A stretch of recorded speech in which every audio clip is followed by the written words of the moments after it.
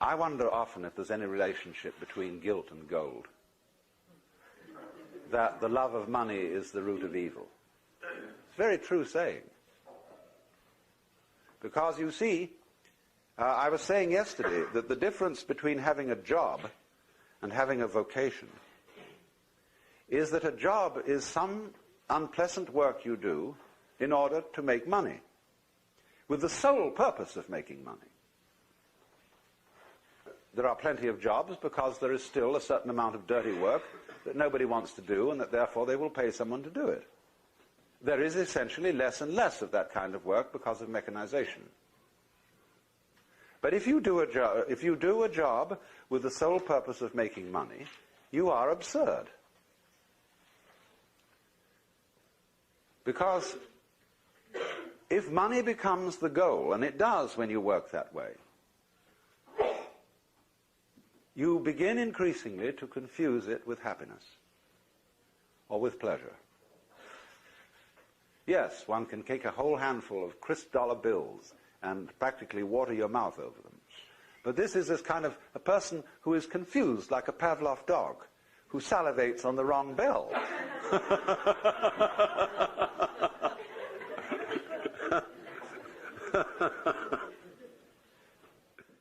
St. Paul said that the laborer is worthy of his hire.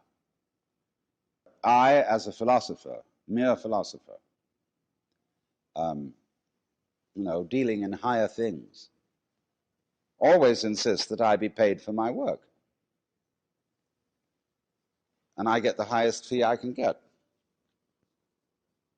And people say, well, you're just out for money. I say, that's none of your business. Because I give most of it away. My own needs being extremely simple. Although I enjoy good food, I don't even own a television set. It's a very simple life, but I've got enough, and enough is as good as a feast. You see, a lot of people don't feel happy unless they have another thing beyond money, which is called status. And status, to a very large extent in our economy, consists in conspicuous consumption.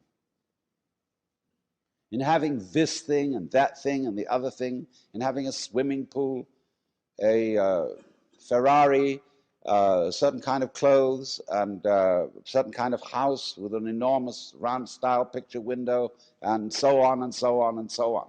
And we think we need all that because we've been persuaded by a certain kind of propaganda that that's how we ought to live.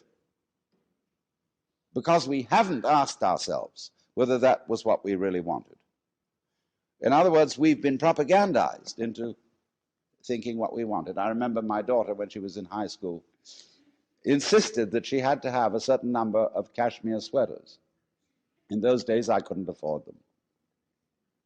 I said, my dear, do you really want these? Or is it just that you've been reading ads in the magazine or listening to the other children? Because you see, schools are places where you send your child to be brought up by other children. And therefore, they get a kind of lowest common denominator of culture. So they all think they've got to have this, they've got to have that. And they don't really want it. If they sat back and considered, do I need all that? Is this trip really necessary? They would come to the conclusion that it wasn't. And that would be very important because they would save energy. You all know, of course, that we are nearing an energy crisis. That there is not enough physical energy going to be available for all the things we think we're supposed to do, to go rushing around and so on. So we need to take towards commerce a more relaxed attitude.